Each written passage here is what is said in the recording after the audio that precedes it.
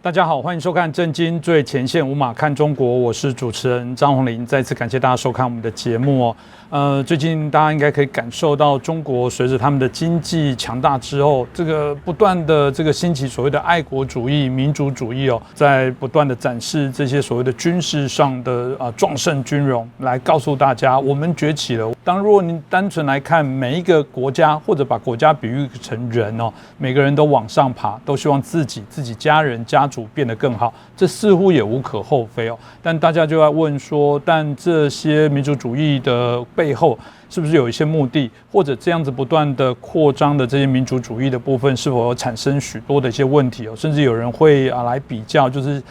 过往早期的所谓的中国在推动这些民族主义，跟习近平上台之后这些民族主义到底有没有什么样的不同？而这些失控的民族主义的膨胀发展，会不会未来对于武统台湾的部分增添更多的一些风险？所以是否中共现在在他们所带领之下，重新会扰动，甚至形成一个全球的民族主义的一个扩充的灾难，让值得我们好好来关注一下。那今天很开心邀请到中国政治经济学家，也是旅美学者陈小龙博士。陈老师你好。你好，观众朋友们大家好。是老师，我们刚刚前面也提到，这个民族主义看起来无可厚非。其实，在台湾内部，我们也会有对于台湾本土价值啊，对于台湾本土的认同啊。美国也会有美国的爱国的主义啊。其实我们在这一次看到这民族主义，尤其中国在整个崛起、改革开放之后，在这过程当中，到底习近平时代跟过往的这些所谓的领导者，他们在所谓的对于民族主义的这些运作上，是否真的有一些本质差异的一些改变哦？那这个部分是不是也可以请就教一下我们陈小龙博士哦？老师可以跟我们分享一下，就您所观察有什么样不同？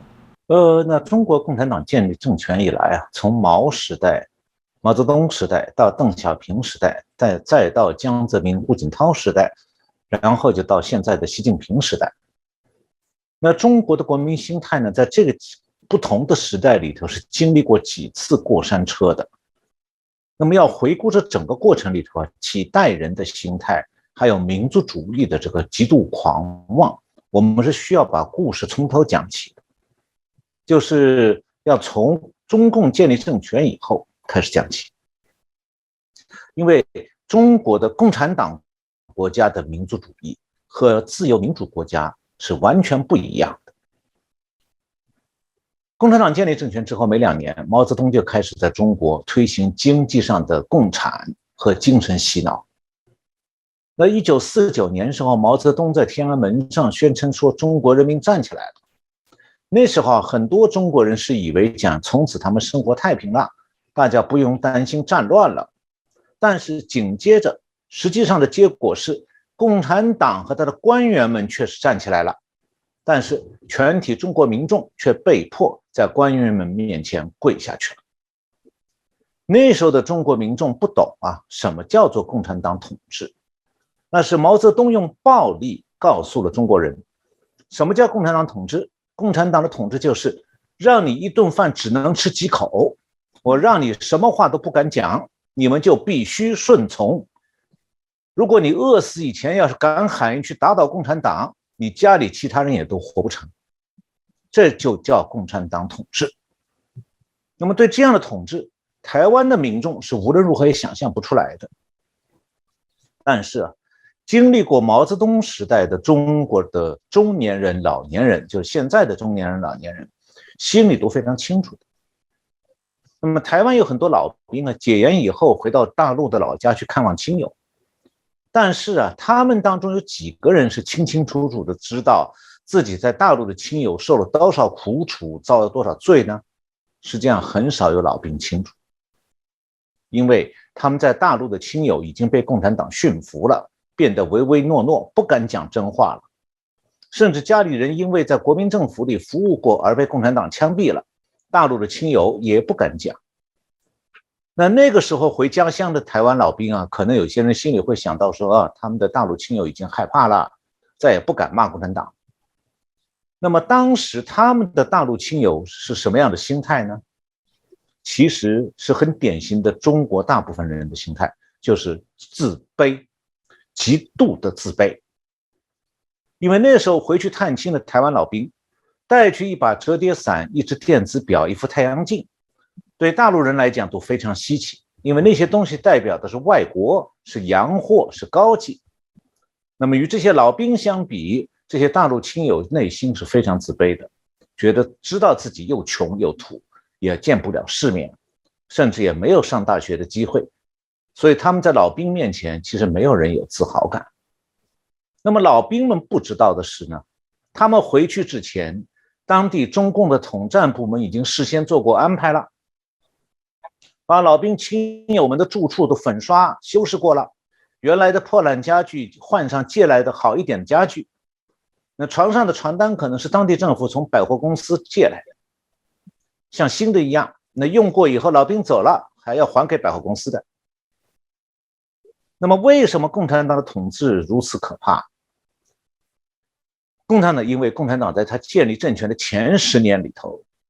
中共是按照共产党的既定路线发动了一系列政治运动，来打击他规定的所谓阶级敌人。那么先是把大量在国民政府时期担任基层官员的人抓走，有的枪毙，有的送去劳动改造，简称劳改。那有的呢放到农村里，让他们做政治贱民，在那里苟活着。打击了他的政治敌人，就开始打击知识分子，把敢于批评共产党政策的这个知识分子送去劳改了。那劳改呢，就是关在集中营里头，要强迫劳动，吃的是猪狗食。那么政治运动的同时，中共又开始了经济上的共产，农民的土地被强迫变成公有了，由共产党的干部掌管，那农民变成了共产党的奴工。那种出的粮食要先供政府需要，剩下的才能由村里的农民均分。那如果政府把那粮食拿光了，农民就只能饿肚子。那么在城市里头，所有私营企业通通被国有化了，企业主变成了普通员工，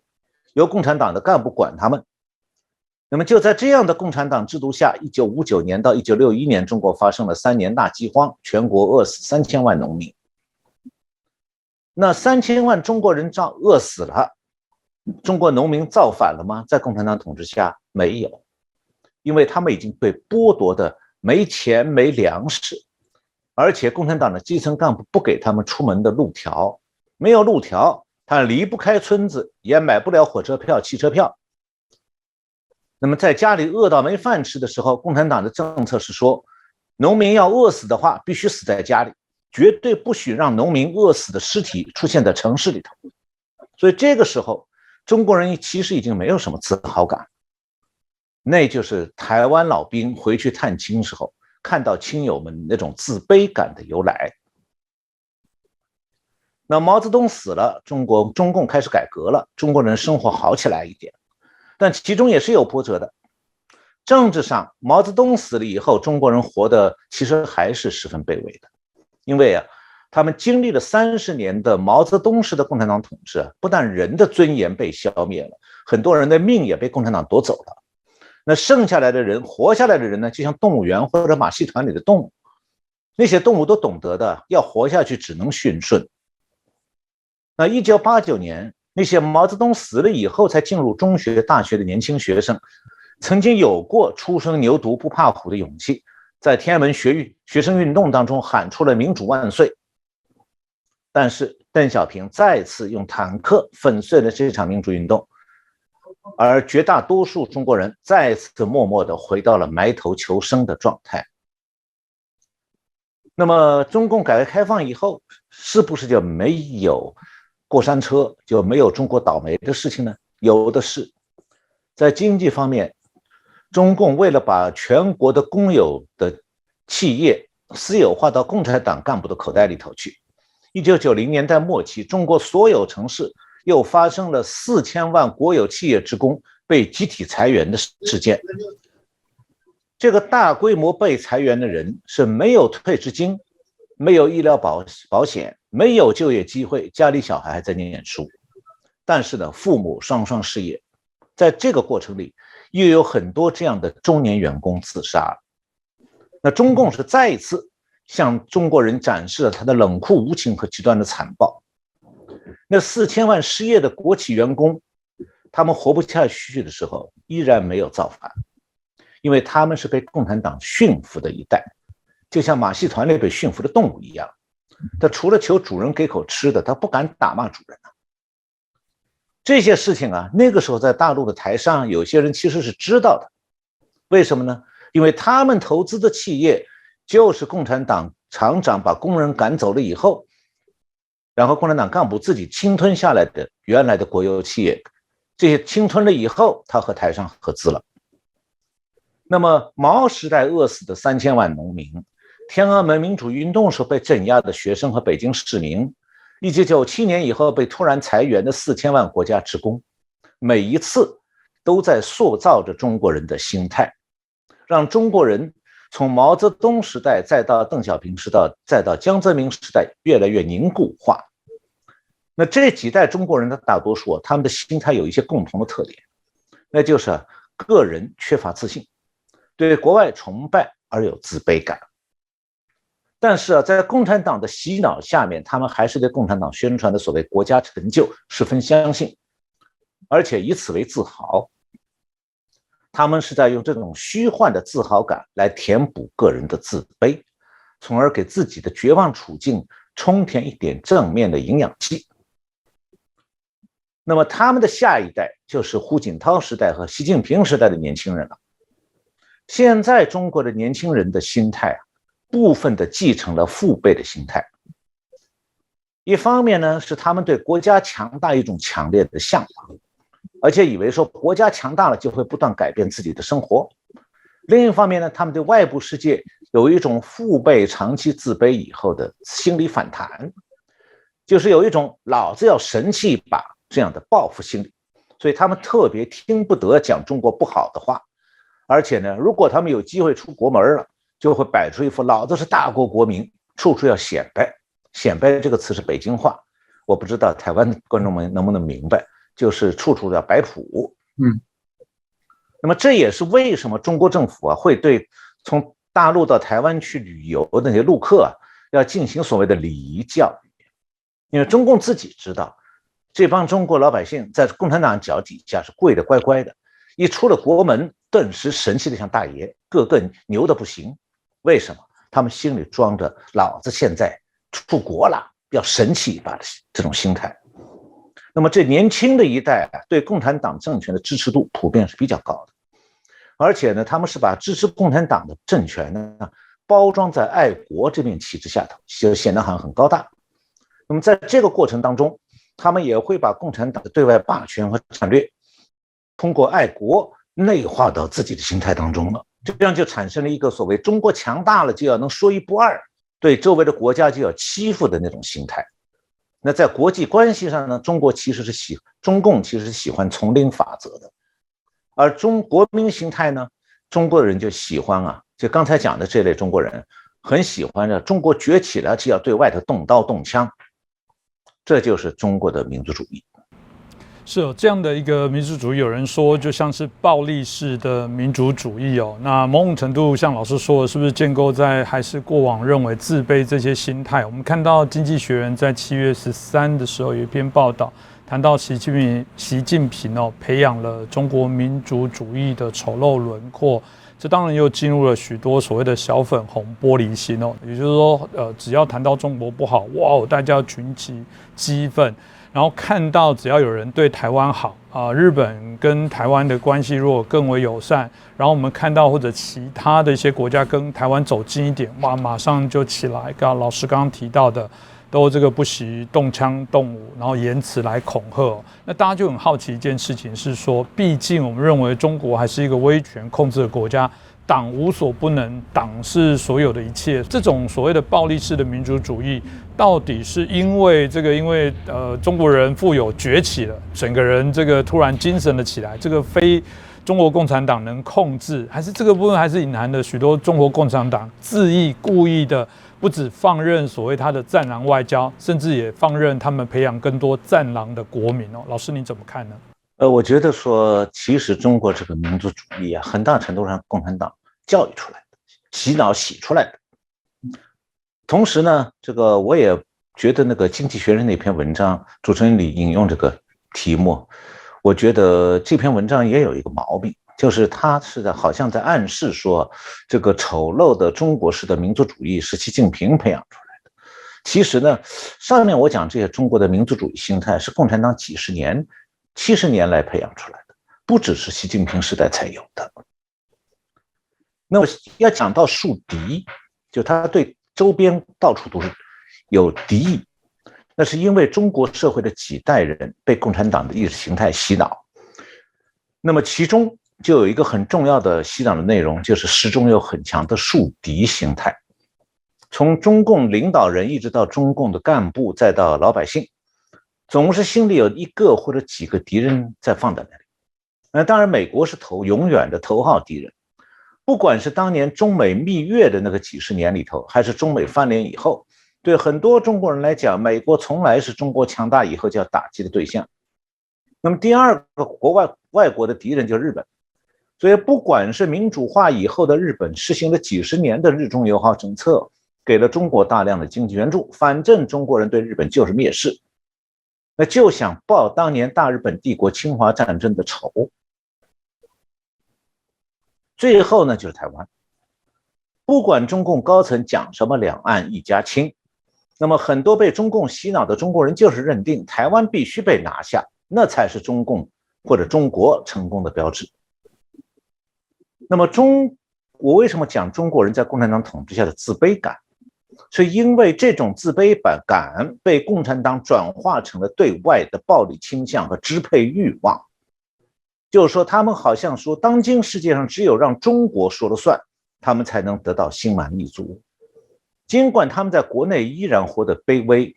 这年轻的一代依然像父辈一样不敢批评共产党。你只要让他有一个对外发泄的窗口，他立刻就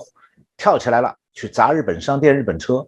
因为在那个过程当中，那种个人的卑微扭曲以后出来的这种对外的支配欲望得到了宣泄。那么中国的小粉红啊，和他们的父辈相比，在反美、反日、反不顺从的这个台湾这些方面和父辈是一样的。那么他们在对中国的社会现实呢，有很多的无奈、不满，这一点上呢，其实也和父辈相同。那么他们把自己潜藏的反社会情绪转化成反中国国内的精英，在这一点上比他们父辈更大的。因为很多年轻人都念完了高中了，甚至接受过高等教育，那觉得自己得不到社会升迁的机会，但他们不敢谴责共产党的制度啊，那么就把社会不满发泄到中共的社会精英上去。至于在仇美排外这些方面，他们比父辈受到了中共当局更多的鼓励。这样的话，他们就通过排外仇美的言论来发泄那种被压抑的社会不满。另外呢，他们对中国崛起以后对外扩张，这种扩张或许会给他们自己的个人生活带来机会，这一点也比他们的父辈抱有很大的多的期待。这也就是为什么他们无条件的拥抱中国崛起、中国称霸等等宣传的原因。他们和父辈一样，容不得对中国社会的和中国制度的批评，但是他们比父辈更骄狂。任何揭露中国社会经济真相的分析和报道，他们比父辈都更暴怒，因为他们把这种真相的揭露看作是对自己个人梦幻前景的打击。那偏偏这几年中国经济每况愈下，那能够让他们对个人前途产生乐观情绪的因素是越来越少，所以他们心中的一种隐蔽的绝望情绪啊，反而让他们把共产党统治下中国崛起的失败解释成是外国势力的破坏和打击，因为这样的话才能平衡他们自己那种扭曲的既不满经济社会现状，又寄希望于中共来改变国内前景的那种脆弱的心理。所以总之的话，就是中国的年轻人当中，他们的价值观里是糅合了中共洗脑教育里的反西方，还有社会边缘人的那种反社会好斗心理，再加上党国混同的所谓爱国主义。也因此前面这个主持人提到过的习近平讲的那个所谓道路自信、制度自信，在社会心理上是很容易在小粉红这一代人当中得到共鸣的。总之呢，这就是中国社会的年轻时代的心理状态和思维模式，或者说大部分的年轻时代在中国国内的人他们的心理状态思维模式。那这和台湾民主化之后成长起来的年轻一代参与太阳花学运的价值观完全是天差地别。这也是我经常讲的，中国社会从来没有清洗过红色价值观，相反是红色价值观在清洗年轻一代的头脑。那么在这样一个社会当中，你希望年轻世代成长了以后，随着经济提升就会拥抱民主化，那这是一种无法实现的幻想。是，谢谢老师刚刚很清楚的跟大家做一下说明哦。就是谈到这个经济学人所这一篇，老师导师提到一针见血，提到说好像这样听起来大家都会觉得只要习近平下台，一切事情都会解决。好吧，就算他20大再连任，那我们再等几年吧，总有一天他会老死，他又不会是长生不老。那这样子中国一切就解决了吗？这值得我们从今天的题目来好好省思哦。因为我们看到1969年的时候，曾经他们也发出一篇献给第3次世界大战的英雄的一些致意。那这个从许多人分析里面就可以看到，其实在老早之前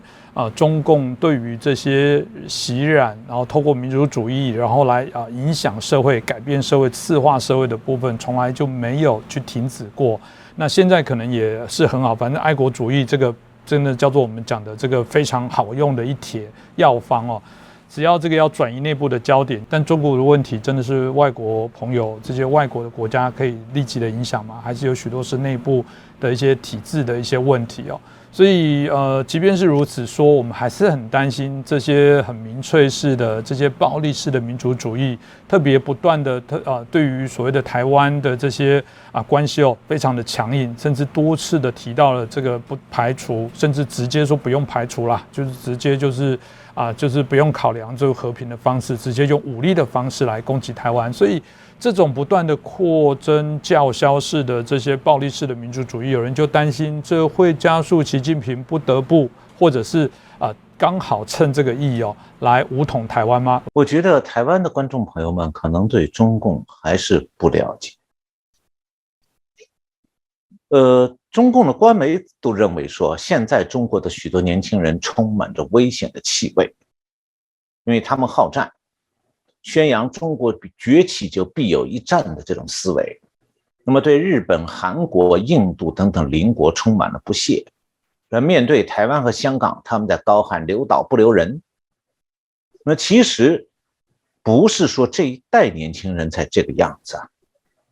中共从来是这个样子的。我说台湾观众朋友们不了解，是你们不了解过去的中国人比现在更糟糕，现在也没好到哪里去。那中共骨子里从来是好战的，因为他受共产党意识形态的支配，他会认为说自己最高的成就就是所谓的解放全人类。这里的全人类不是讲哪一个国家他讲是全世界所有的国家都要被他解放。那么很少有人想过，中国这个解放全人类的口号里头，解放这个词是给全人类自由和繁荣吗？完全错了。解放全人类这个口号的实质是奴役全人类。为什么是这样？你看他在中国统治70多年了，是不是就是这样做的？把全国中国的民众都置于共产党的铁腕掌控之中。那更进一步讲，共产党如果侵略其他的国家，他会照样的如此去做。那香港这个前英国殖民地现在被中共收回去以后，它的结局如何，大家现在都看到了。接下来我们还会看到香港还会陷入被经济上被中共盘剥干净的那样一个局面。这里我想讲一下，共产党和马克思主义者的最大的虚伪在于哪里呢？就是他们喜欢用漂亮动听的口号去欺骗世界。那么世界上有各国有很多人会傻傻的从字面上去理解，抱着一种善良的愿望，想要相信他们的宣传。其实共产党政权从来都想奴役世界，这样的野心，毛泽东从1949年还没建立政权的时候就开始了。那上个世纪红色高棉在柬埔寨的几百万人的大屠杀当中，还有对柬埔寨老百姓整个社会的奴役，那是红色高棉的领导人直接按照毛泽东的意图执行的结果。那么到底中共从建立政权开始就有什么样的野心？我最近查到一个中国有个现在已经被查封的杂志叫《炎黄春秋》，它2013年的第9期上有一篇原来的中共驻苏联大使、中共元老张闻天的秘书叫何方，他现在已经过世了。当年他写的文章标题是中国在朝鲜战争问题上的教训。那这篇文章披露了一个情节，那就是1949年7月，中共的领导人，1949年7月就是中共还没建立政权呢。这个时候，中共在天安门宣布中华人民共和国成立前3个月，中共的领导人刘少奇访问苏联，他从斯大林那里获悉，斯大林提出来说，今后共产党阵营推动的世界革命要有一个分工，苏联管西方，也就是欧美，那中国来管发展中国家。那共产党讲的，不管是苏联共产党还是中国共产党，他们讲的世界革命其实就是颠覆国际秩序，把和平稳定的国家变成中共傀儡控制的区域。那这件事给当时还没建立政权的毛泽东极大的鼓舞了。他从山沟里的土包子这个山大王的角色里头突然看到了一大片曙光，哎呀，自己有可能成为半个世界的主宰了，从此可以跨出国门，以占领半个地球为目标了。那中共的霸权主义从哪里长出来的？就是从1949年斯大林的栽培当中生长出来的。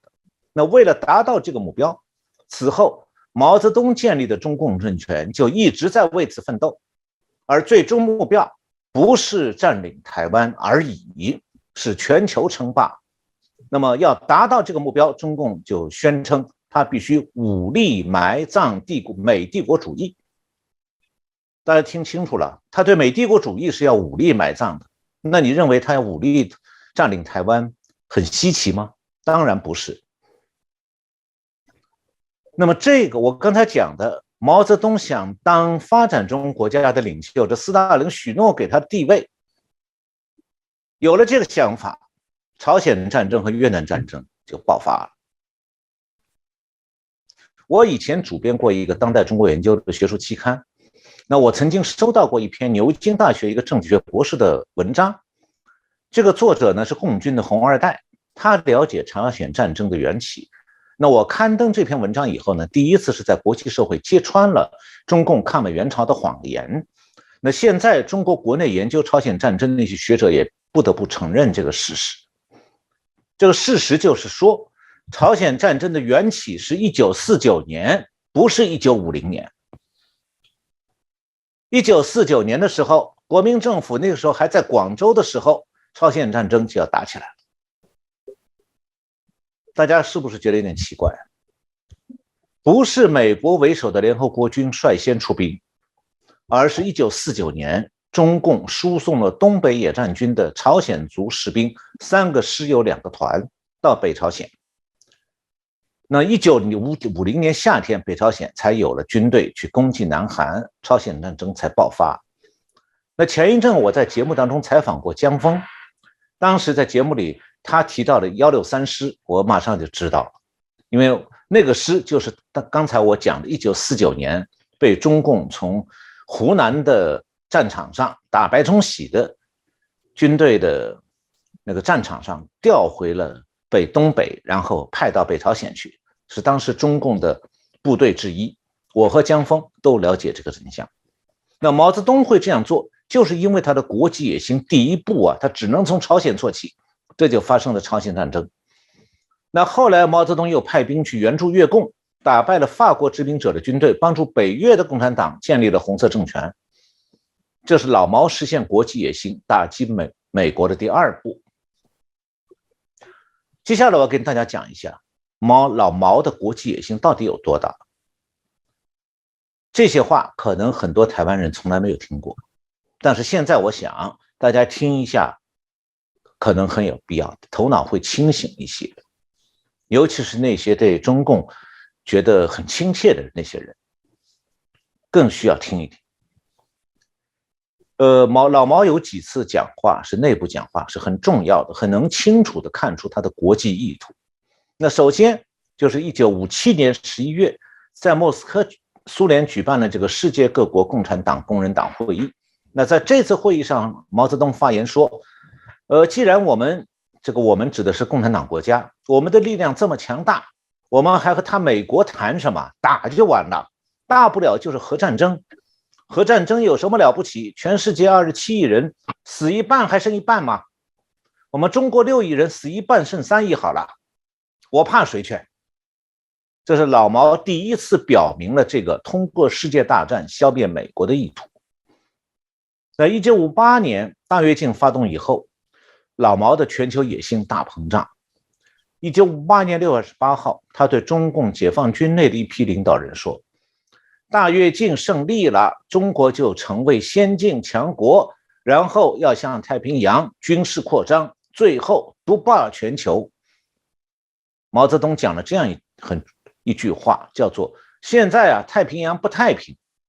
只有我们占领了太平洋才会太平。那讲到这里的时候，林彪当时的国防部长插话，他说我们必须建设强大的军舰，准备在日本、菲律宾和旧金山登陆。这是林彪的原话。那1958年8月19号，毛泽东又对一些省和市的负责人讲，说我未来我们要成立地球管理委员会，为全地球制定统一的计划。就是说，毛泽东的想法是最后他要把全地球都管起来。那毛泽东是始终坚持说他要这种武力战胜美国、称霸世界的思维。在1962年1月30号的时候，中共召开过一个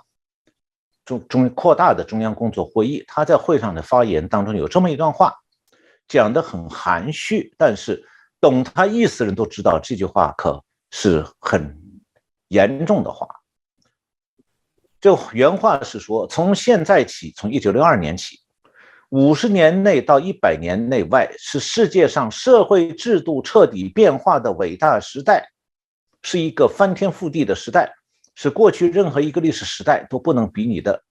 处在这样一个时代，我们必须准备进行同过去时代的斗争形式有着许多不同特点的伟大的斗争。那他的意思是什么呢？就是从1962年起，50年内到100年内，这个世界上要翻天覆地，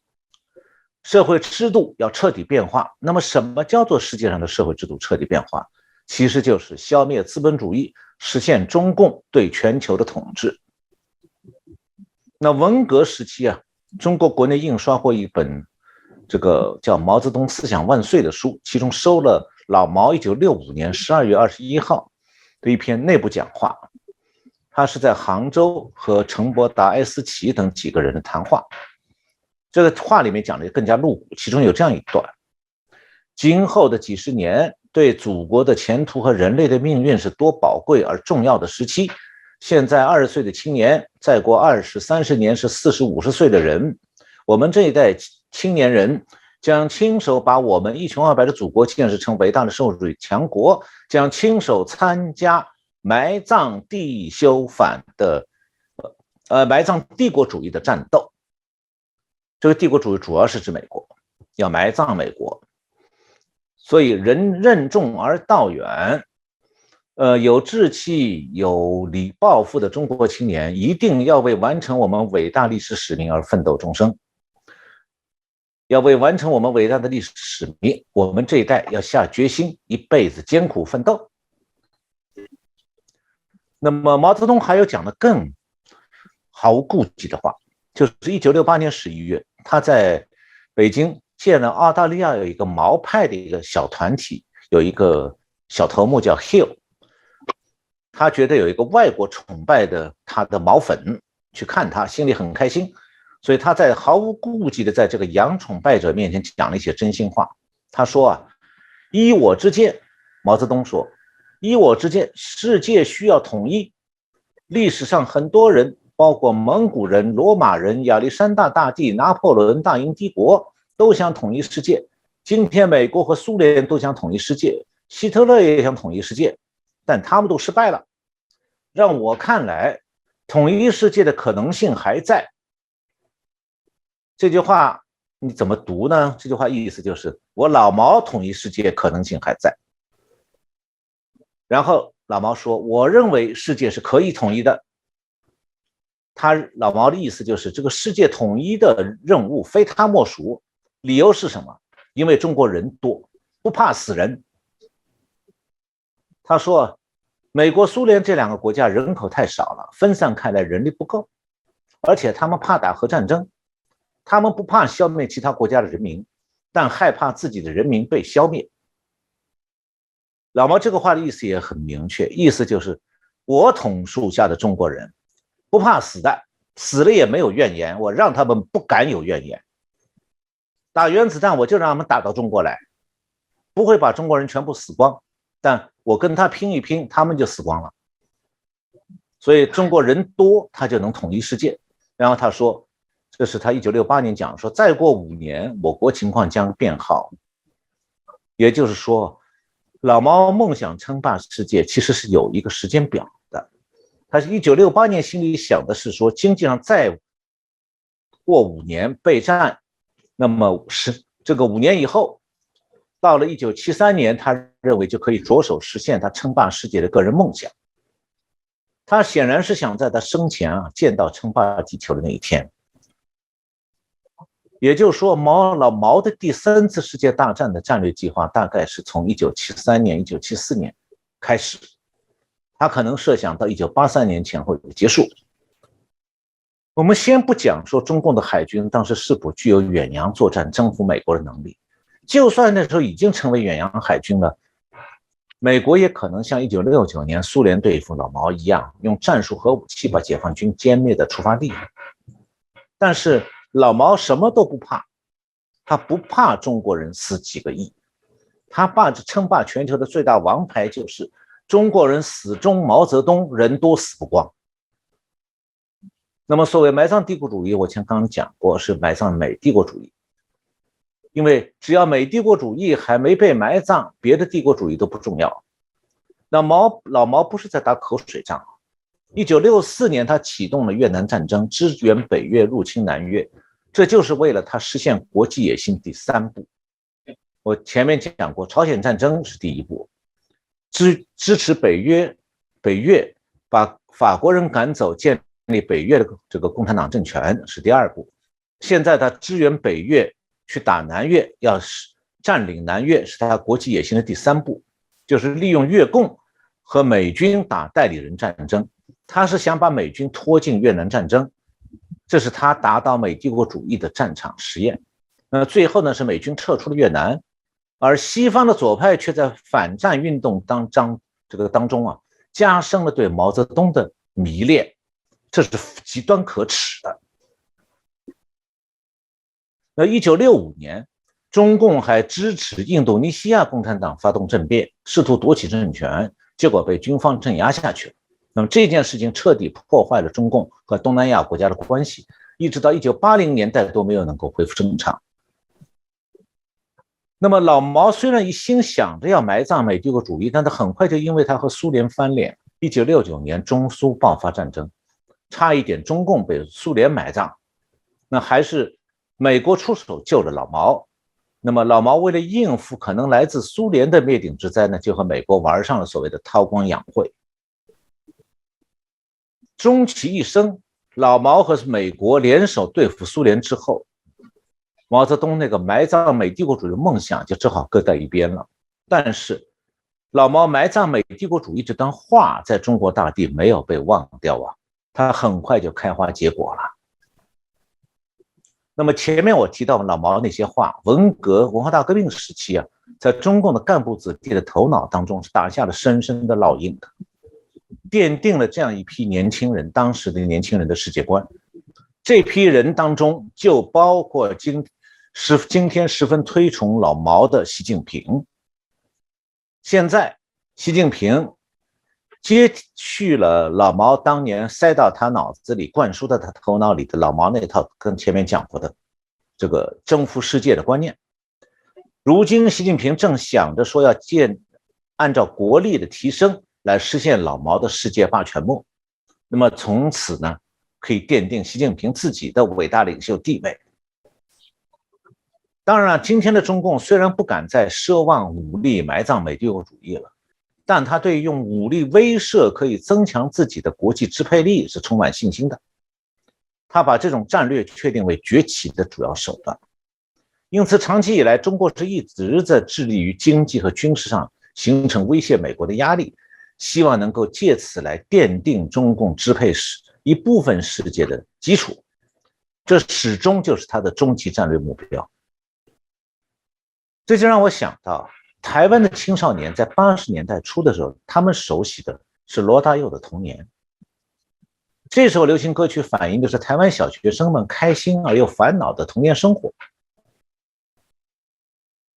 那个我记得是什么？就是男生关心的是这个当时的有几个游戏，什么魔鬼党之类，这个我是一点都不熟悉哈。那中国的中学生在文化大革命的年代里头，他们受到什么样的流行文化的熏陶呢？老毛那段埋葬美帝国主义的话，文化大革命时期在北京的干部子弟当中是传播的很广的。1966年9月1号，人民日报曾经转载过清华大学附中，这是北京清华大学附中的红卫兵的文章，标题是打碎旧世界，创立新世界。这文章当中就有这样的话：向全世界宣告，我们红卫兵是帝国主义，特别是美帝国主义死刑的执行者，是旧世界的掘墓人，我们将亲身参加埋葬美帝国主义的战斗。这个说法从哪儿来的？就来自于老毛前面讲的那些话。那么这段话在红二代当中开花结果的另外一个证明，就是主持人刚才前面提到的，有一首叫做《献给第3次世界大战的勇士》，这样一首在文革期间流传全中国的长诗。这个诗是1969年从北京传出来，在全国各地流传，对军队干部的子弟尤其能造成热血沸腾的效果。这个诗一共是240行，这个作者呢是假托一个参加了第3次世界大战的毛泽东的战士，战争胜利之后占领了白宫以后，美国的白宫占领了以后，在埋葬他自己的战友，在美国华盛顿特区的墓跟前献花，然后呢以这种口气写了这样首诗。那我只是念上若干句，让我们台湾的观众朋友们了解，你们当中那些想要与对岸友好的人，他们想要拥抱的是一只什么样的狼？这就是下面我要念的，就是献给第3次世界大战的勇士。很抱歉啊，我要想让这首诗的意思更能够听得更清晰一点的话，我也要模仿中共这个宣传机器的那种口吻和语调，你才能听出味道。诗表面上是抒情的啊，听下来你们就知道不抒情，是铁血的。北美的百合花盛开了，又凋残，我们在这里战斗了1年又1年，你却长眠在大西洋的彼岸，异国的陵园。公园里我们一起打过游击，课堂里一起把书念，在向那世界进军之前，收音机旁我们仔细地倾听着国防部宣战令，一字一言。战斗的渴望传遍每一根血管，父辈的热情鼓舞激动了我们的心弦。在这最后消灭剥削制度的第3次世界大战，我俩编在同一个班，在冲天的炮火中，我们肩并肩突破敌人的防线，冲锋枪向剥削者倾吐复仇的子弹。你记得吗？我们曾饮马顿河水，跨境乌克兰的草原，翻越乌拉尔的高原，将克里姆林宫的红星再次点燃。我们曾沿着巴黎公社的足迹，穿过巴黎的大街小巷，踏着国际歌的鼓点，冲杀欧罗巴的每个城镇、乡村、港湾。我们曾经利用耶路撒冷的库墙，把基督徒恶毒的子弹阻挡，将红旗插在苏伊士河畔。瑞士的湖光，比萨的灯火，也门的晚霞，金边的佛殿，富士山的樱花，哈瓦那的炊烟，西班牙的红酒，黑非洲的清泉，这一切都不曾让我们留恋，因为我们重任在肩。世界一片红只剩下白宫一点。这是最后的战斗，人类命运的决战就在今天。冲攻上最后一层楼顶，占领最后一个制高点。就在这个时候，你的身躯沉重地倒下了，白宫华白的台阶上留下你殷红的血迹斑斑。战火已经熄灭，硝烟已经驱散，马克思的预见就要在我们这一代中实现。大家听完了以后，听明白他在讲什么吧？他讲的是从北京出发，一路打遍苏联，占领克里姆林宫，再打遍整个欧洲，从欧洲打到北非，再打到西亚，打到印度，打回亚洲，最后歼灭美国，占领白宫，消灭美帝国主义，把美国变成中共治下的一块殖民地，红色殖民地。这叫他们讲的世界革命，是马克思主义的梦想。那么大家如果现在去仔细回味习近平那种对国际局势的讲话和态度，再来对照这首习近平也读过的长诗，我们就比较容易理解了。习近平的价值观和这首诗里所反映的习近平所归属的那个红二代的国际观价值观是何其相似。那么在这样的价值观当中，什么是他们的英雄主义、共产主义和世界革命？共产主义就是我要共你的产，把你变成穷光蛋，我变成有钱人，用你的钱来变成我的。那么什么是世界革命？世界革命就是颠覆国际秩序和他要世界称霸。那么这首鼓吹中美之战的诗歌，50年以后，现在仍然在中国大陆流传。中共的中央电视台、人民日报的强国论坛和新浪网都刊载和讨论过这首往日的诗歌。这说明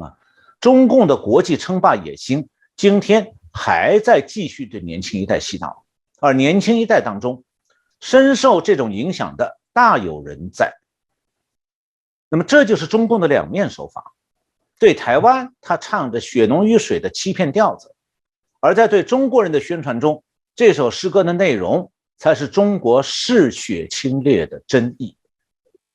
所以当习近平一心意想要对外称霸的时候，台湾就很像当年毛泽东初次对外插手那个朝鲜战场。那么中共对台动武其实只不过是中共实现国际野心的第一步。那么在这样的险恶环境下，台湾是只有努力自保，而没有与中共苟且的空间。因为台湾所面对的是一头眼睛红红、充满贪心的狼。这头狼曾经因为他自残而瘦弱过，但他也吃了不少来自台湾的喂养。如今他觉得自己壮了，那首先他就会对台湾露出他狰狞的獠牙。是这个我想老师所提到的部分，真的今天也让我们比较清楚知道中共赤化世界，就是我们刚刚提到的去武统不止台湾，是武统世界的这样的一个心态这个当然也是让大家可以来觉醒一下，就是说你过去会以为说这个对台湾来说台湾是他的所谓的家人，两岸是一家亲，但回过本质上来说，台湾恰巧是他赤化野心的很重要的第一块绊脚石他根本在不在意你回归，因为刚刚听说个6亿再死一半还剩3亿，他根本不在意人的留岛不留人，这些口号既然都说了出来，对他来讲，他只是不想在整个对全世界进行赤化的过程当中，还让人家觉得没有啊，还有一群好像不一样的想法的人，造成他这个对侵略来说没有统一，没有一个大家共同想法的一些借口。而且我觉得谈完之后，我更觉得这一集是美国的所有，或者是许多西方国家的这些所谓的非华人的人，更应该透过这一集来了解中共的真正野心。过去我们一直在说台湾没有敌我这个意识哦，我突然发现这些所谓的历历在目，中共对于美国武力未来希望用中江一战的，甚至在还没有发生，我们都尽量避免世界大战，但事实上中共却已经做好了做第3次世界大战的这些准备，而写了这首诗哦。大家可以理解，如果美国自己都敌我不分，那这个也跟台湾一样会面临险境哦。那今天再次感谢我们陈小龙博士哦，陈老师带来这么精辟深入的一些分析，也希望这一集可以带给大家一个更全面、更不同的一些思考的方式。当然，如果你觉得这一集的内容非常的棒，也欢迎大家帮我们转传、按赞、分享，也欢迎留言给我们分享您的一些看法。再次感谢陈老师，也感谢大家的收看。谢谢主持人，谢谢我们各个观众朋友们收看这一期节目。